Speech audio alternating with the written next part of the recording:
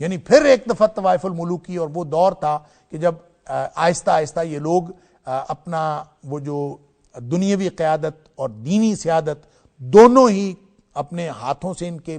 اختیار تقریباً نکل چکا تھا، اور ان حالات میں انہوں نے کفر کے ساتھ اور مقامی آبادی کے ساتھ اپنا کمپرومائز کر لیا تھا، اور حضرت عیسیٰ علیہ السلام نے آ کے بنی اسرائیل کو ہدایات دینے کی کوشش کی، تو انہوں نے بجائے اس کے کہ حضرت عیسیٰ علیہ السلام کی بات مان لیں، ان کے قتل کے درپے ہو گئے،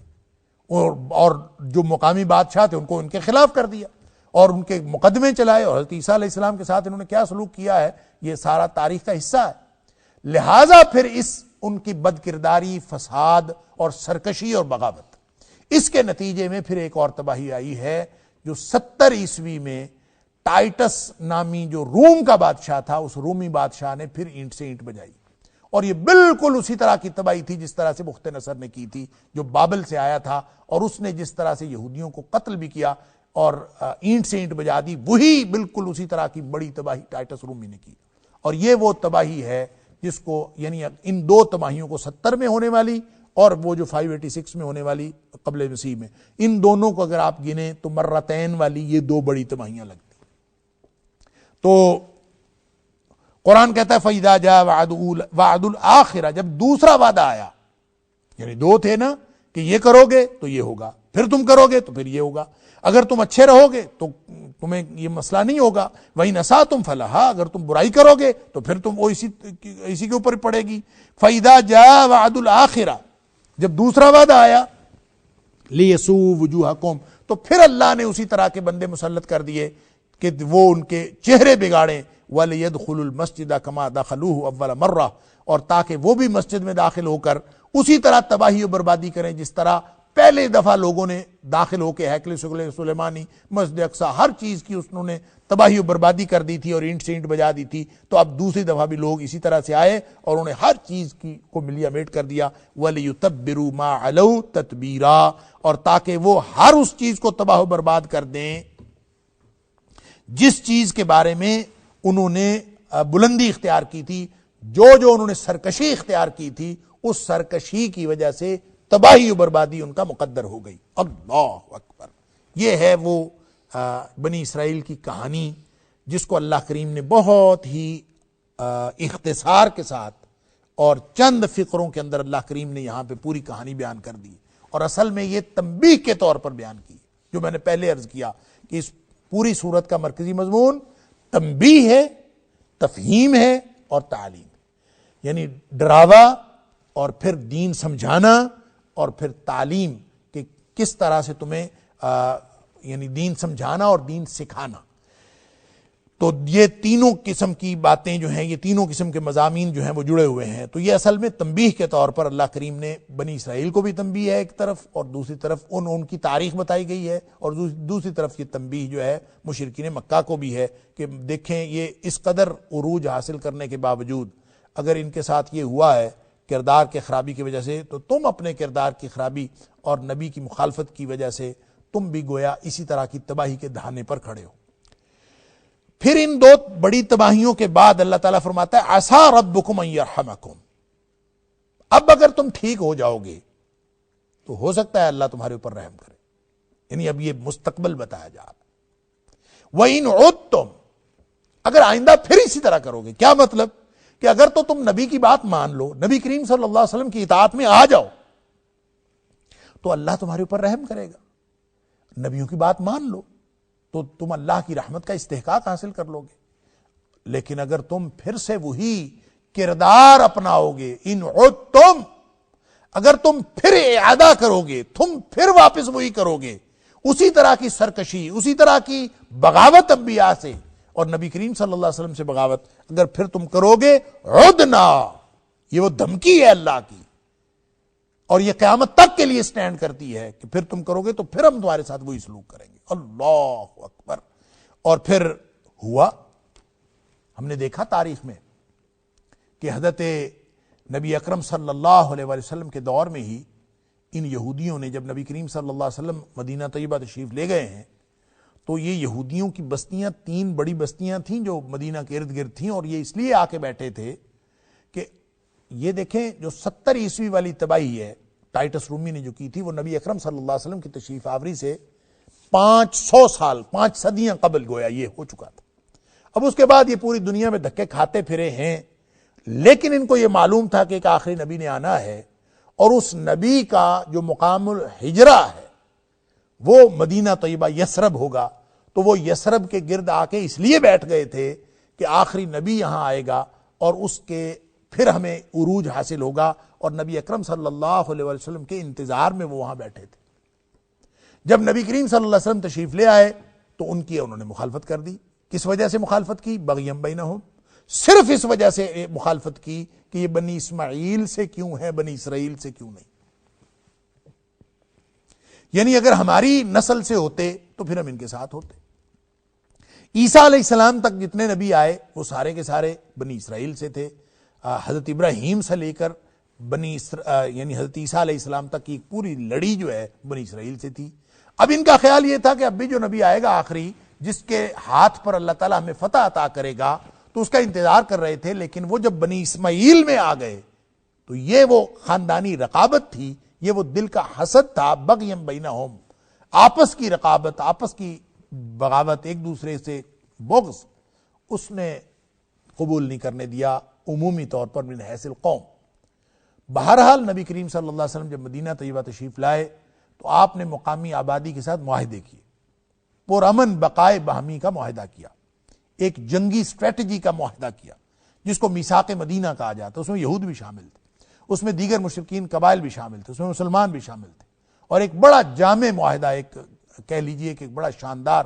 دستور ہے جو ایک کسی بھی طرح کی سچویشن میں ایک رہنما اصول کے طور پر اپنایا جا سکتا ہے. لیکن اس معاہدے کی خلاف ورزی بھی کس نے کی؟ یہودیوں نے کی. اور یہودیوں نے، چونکہ ان کا کردار یہ تھا کہ یہ ہمیشہ وعدوں کی خلاف ورزی، اللہ کے ساتھ کیے ہوئے وعدے، اللہ کے نبیوں کے ساتھ کیے ہوئے وعدے، ان کی خلاف ورزی کرتے تھے. تو اللہ تعالیٰ نے تو پھر یہ جنرل اصول دے دیا، ان عدتم عدنا، تم دوبارہ یہی کردار ادا کرو گے تو ہم بھی تمہارے ساتھ اسی طرح کریں. یعنی تمہیں کہیں ٹکنا نصیب نہیں ہوگا. جس طرح پہلے تمہیں گرفتار کیا گیا اور قتل کیا گیا اور بھگایا گیا وہاں سے، اسی طرح پھر ہوگا. اور پھر یہ ہوا. نبی اکرم صلی اللہ علیہ وسلم کی حیات طیبہ میں ہی انہوں نے معاہدے کی خلاف ورزی کی. ایک ایک کر کے تینوں جو بڑے قبائل تھے وہاں یہودیوں کے، بنو قینقاع، بنو نضیر اور بنو قریظہ، ان تینوں نے ایک ایک کر کے نبی اکرم صلی اللہ علیہ وسلم کے ساتھ اس معاہدے کی خلاف ورزی کی، دشمنی کی، فساد پھیلایا، بغاوت کی، سرکشی کی. اور پھر بالآخر ان میں سے کچھ قتل کر دیے گئے اور کچھ کو وہاں سے نکال دیا گیا، جلا وطن کر دیے گئے. اور دونوں ہی کام جو ہے وہ چاہے جلا وطنی تھی اور چاہے ان کو قتل کیا گیا، یہ ایک انتہائی عبرت کا سامان تھا. اور یہ پھر سے گویا ان عدتم عدنا کی ایک عملی تصویر ساری دنیا نے دیکھی کہ ان کو پھر وہاں سے نکال دیا گیا. اور قرآن کہتا ہے فَاعْتَبِرُوا يَا أُولِي الْأَبْصَارِ سورہ حشر کے اندر، اللہ اکبر، کہ آنکھوں والو عبرت حاصل کرو. یعنی کیا عبرت ہے، نصیحت کیا ہے؟ عبرت اور نصیحت اور سبق حاصل کرنا یہی ہے کہ جب قومیں قومی سطح پر بغاوت کا شکار ہوتی ہیں تو اللہ کا عذاب اسی طرح سے آتا ہے. اللہ اکبر. بہرحال اس کے بعد پھر یہ لوگ خیبر میں جا کے آباد ہو گئے، اور پھر وہاں بھی جا کے ان کا قلعہ قمع کیا گیا. 7 ہجری میں نبی اکرم صلی اللہ علیہ وسلم وہاں بھی تشریف لے گئے. وہاں بھی ایک دفعہ پھر یہ شکست زدہ لشکر کی صورت میں انہوں نے ایک دفعہ پھر نقصان اٹھایا. اور ان عدتم عدنا، یہ پھر اسی طرح سے چلتا رہے گا. پھر اسی طرح ایک دفعہ حضرت عمر فاروق رضی اللہ تعالیٰ عنہ کے زمانے میں، جس کا ذکر میں نے شروع میں بیت المقدس کے حوالے سے الذی بارکنا حولہ کے حوالے سے کیا، کہ اس معاہدے کو حضرت عمر فاروق رضی اللہ تعالیٰ نے کیا جب بیت المقدس فتح ہوا، اور حضرت عمر فاروق رضی اللہ تعالیٰ خود وہاں تشریف لے گئے اور آپ نے مقامی آبادی کے ساتھ معاہدہ کیا. اس وقت بھی آپ نے یہودیوں کو نکال دیا وہاں سے. وہاں پہ جو مقامی آبادی تھی وہ عیسائی تھی. آپ نے عیسائیوں کو، وہاں کے جو لوکل لوگ تھے ان کو اس کا ذمہ دار اور بنایا، اور انہی کو یعنی وہاں کی سرکردگی دی، اور یہودیوں کو وہاں سے نکال دیا. اور یہ گویا ایک دفعہ پھر ان کے ساتھ وہی ہوا، کیا؟ ان عدتم عدنا. اللہ اکبر. بہرحال اب آ کے پھر یہ جو بالفور کا معاہدہ ہے، اور پھر اس کے مطابق انہوں نے پھر سے ایک دفعہ فلسطین میں آ کے اپنے قبضے جمائے ہیں، اور مختلف دنیا کے جو یہودی ہیں یہ غیر قانونی طور پر فلسطین کے اوپر قبضہ کر کے بیٹھے ہوئے ہیں۔ اور اب دیکھیں کہ یہ جو موجودہ دور کی جو اسرائیل کی ریاست ہے یہ کب تباہی اور بربادی کا شکار ہوتی ہے، کیونکہ اللہ کا وعدہ تو سٹینڈ کرتا ہے، اور وہ کیا ہے، ان عدتم عدنا۔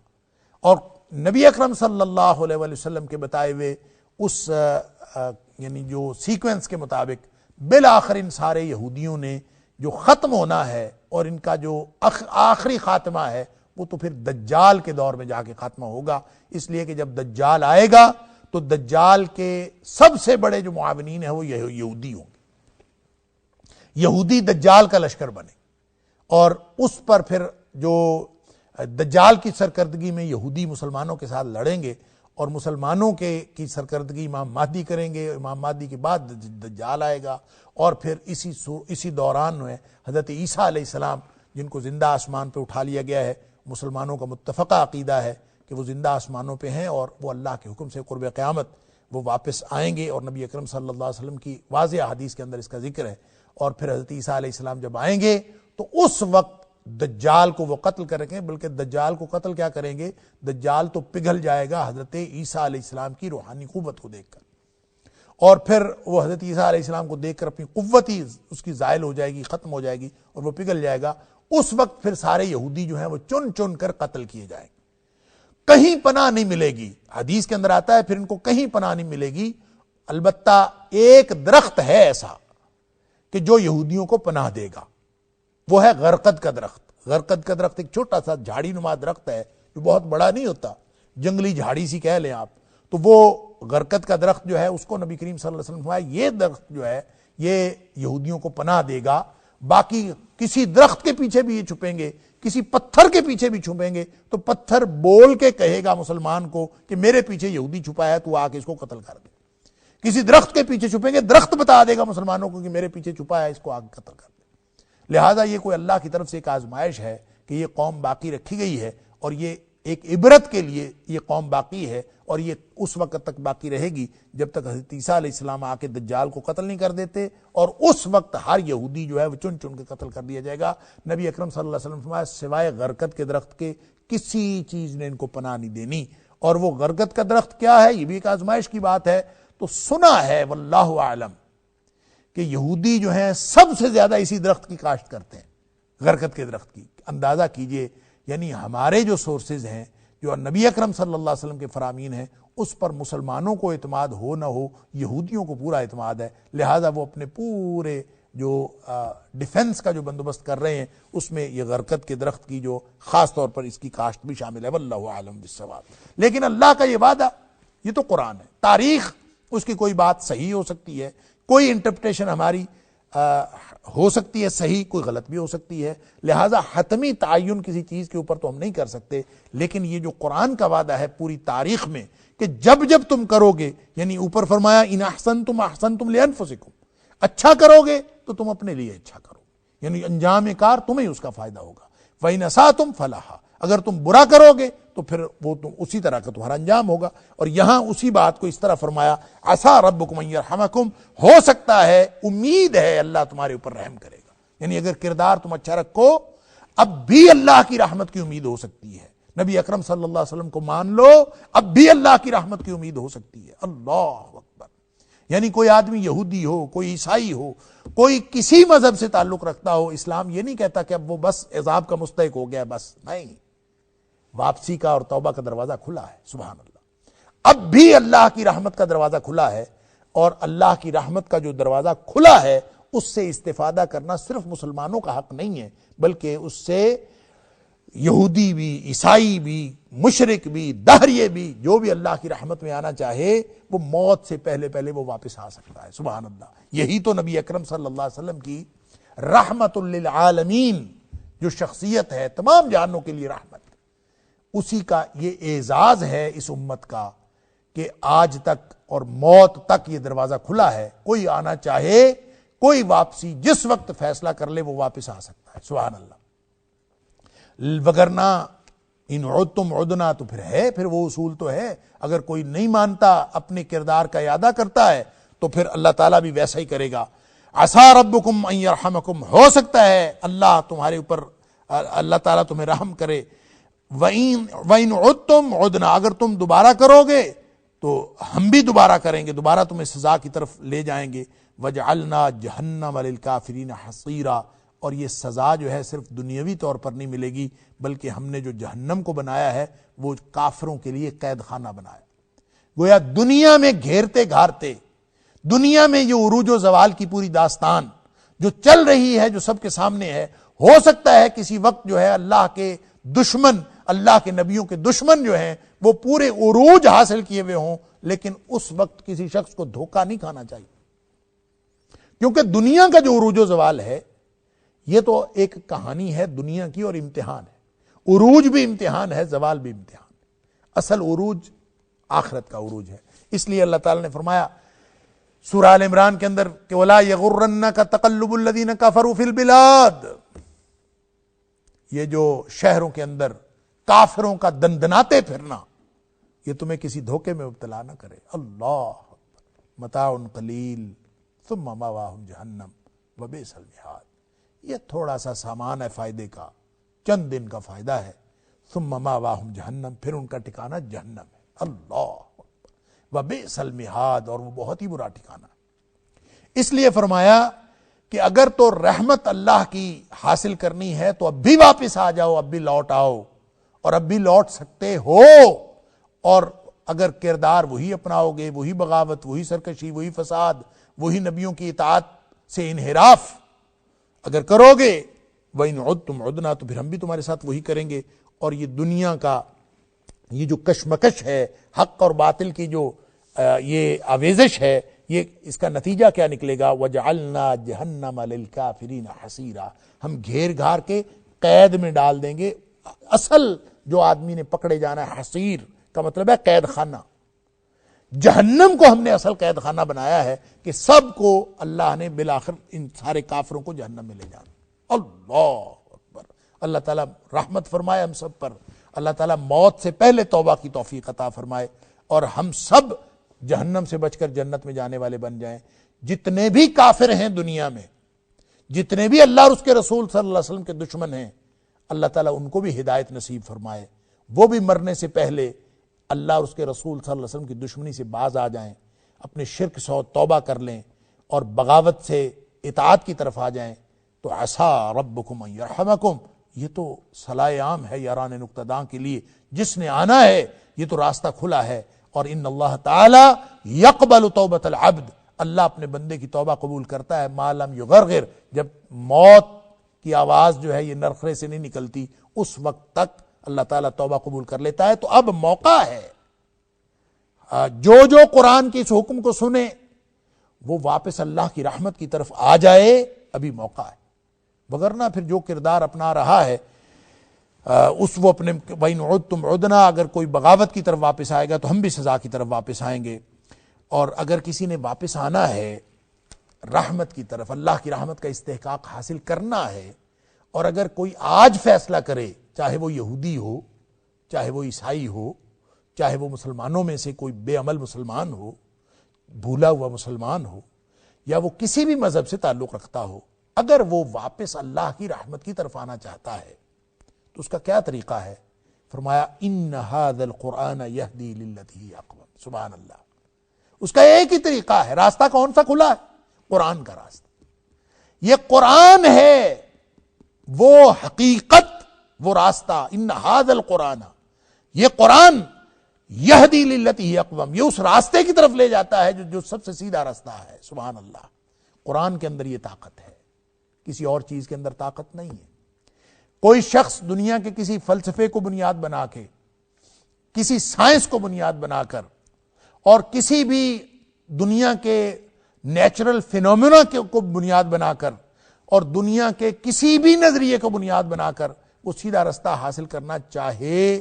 تو وہ سیدھے رستے پر نہیں جا سکتا۔ سیدھے رستے پر لے جانے کی طاقت اللہ کے قرآن میں ہے۔ لہذا قرآن پکڑ لو، قرآن پڑھنا شروع کر دو، قرآن کی طرف آ جاؤ، قرآن کے احکام پر عمل کرنا شروع کر دو، تو اللہ تعالیٰ والذین جاہدوا فینا لنہدینہم سبلنا، اللہ کا وعدہ ہے کہ جو ہمارے راستے میں کوشش کرتے ہیں ہم ان کو اپنا راستہ دکھا دیتے ہیں، ہم اس کے راستے کی طرف ہدایت دے دیتے ہیں۔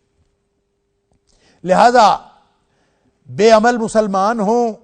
یا دنیا کے کافر ہوں، سب کے لیے واپسی کا، اللہ کی رحمت کا استحقاق حاصل کرنے کا اور جہنم سے بچ کر جنت میں جانے کا استحقاق حاصل کرنے کا ایک ہی راستہ ہے، اور وہ راستہ کون سا ہے؟ وہ اللہ کا قرآن ہے۔ ان ھذا القرآن یہدی للتی ہی اقوام، یہ قرآن ہے جو سیدھے راستے پر لے جاتا ہے۔ سبحان اللہ۔ اب دیکھیے، بہت سارے معاملات ایسے ہوتے ہیں جہاں پہ انسان اپنے آپ کو بے بس محسوس کرتا ہے، بہت سارے اجتماعی اور انفرادی مراحل حیات ایسے ہوتے ہیں جب انسان اپنے آپ کو بے بس محسوس کرتا ہے۔ اب یہ کووڈ ہی کو لے لیجئے، کورونا پوری دنیا میں آیا، کووڈ-19، اور سائنس بے بس ہو گئی، کچھ نہیں کسی کو راستہ مل رہا۔ اب جو ویکسین بھی آئی ہے وہ بھی حتمی بات نہیں ہے کہ وہ علاج ہے۔ کوئی کہتا ہے 1 دفعہ ویکسین لگانے سے علاج ہو جائے گا، کوئی کہتا ہے 2 دفعہ، کوئی کہتا ہے 3 دفعہ لگانے سے، پھر بھی کوئی حتمی بات نہیں، اللہ کو معلوم۔ لیکن ایک بات جو اللہ کی رحمت کے لیے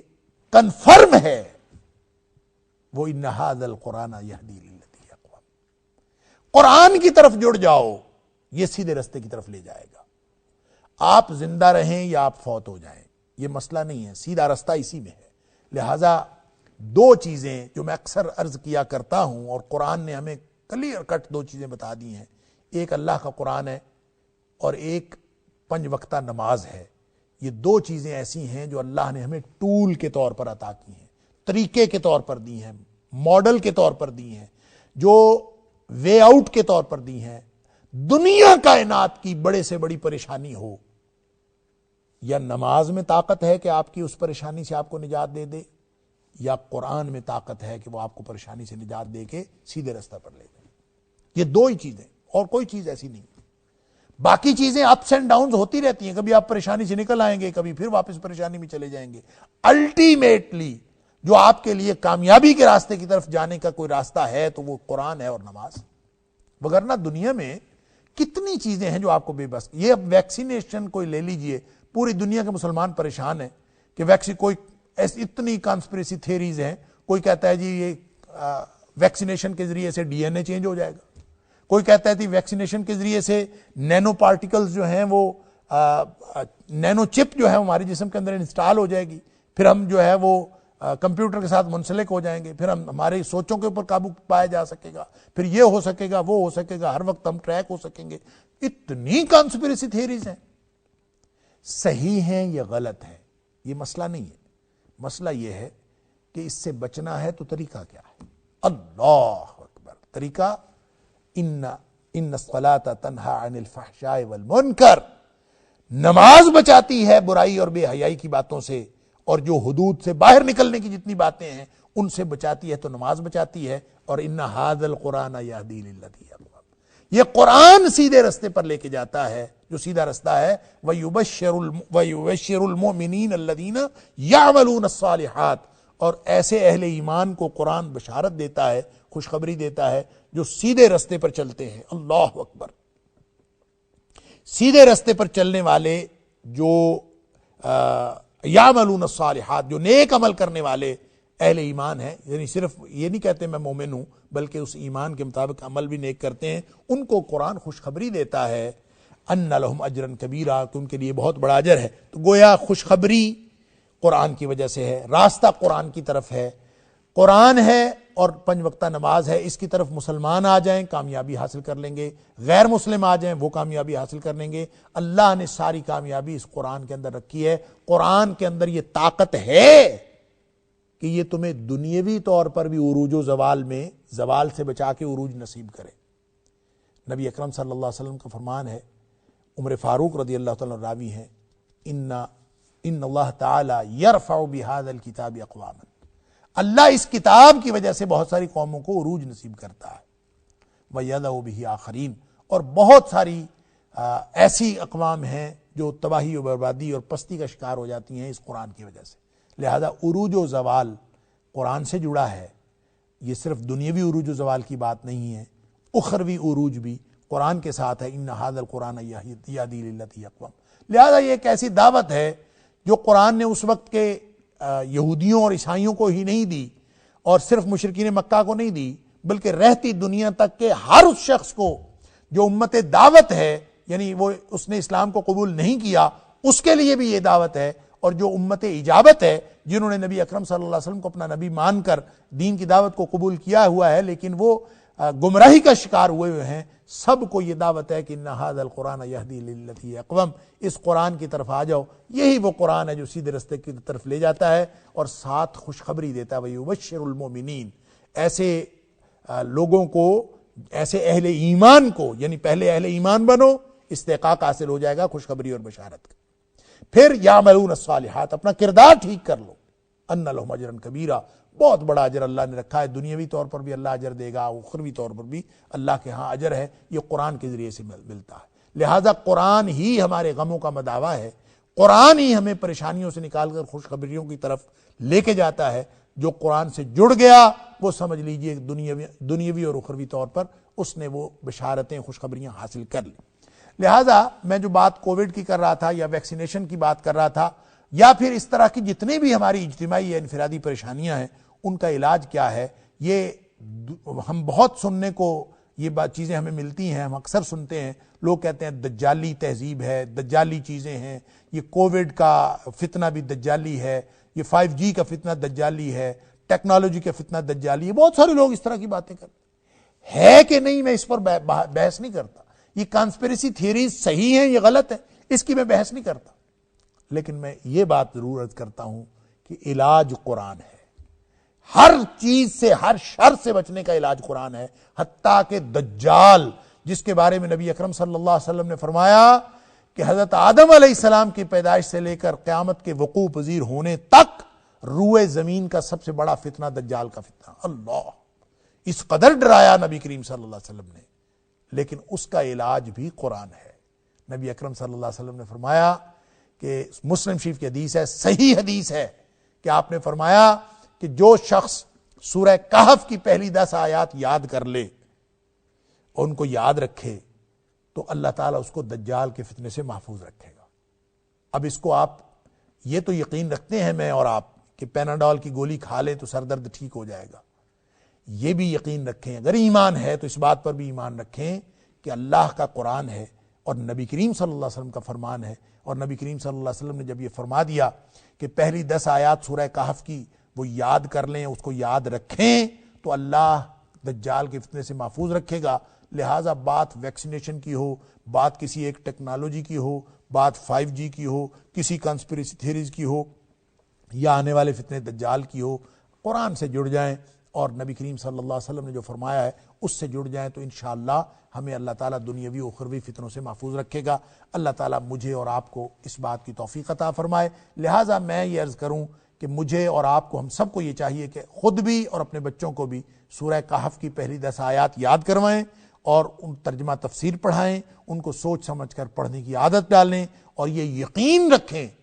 کہ انشاءاللہ اللہ تعالیٰ ہر قسم کے دجالی فتنے سے محفوظ رکھے گا اور دجالی فتنے کے ہر قسم کے مضر اثرات سے اللہ تعالیٰ محفوظ رکھے گا۔ اللہ تعالیٰ ہماری ایمانوں کی، ہم سب کو اپنے اپنے ایمان کی حفاظت کی توفیق عطا فرمائے۔ وآخر دعوانا ان الحمد للہ رب العالمین۔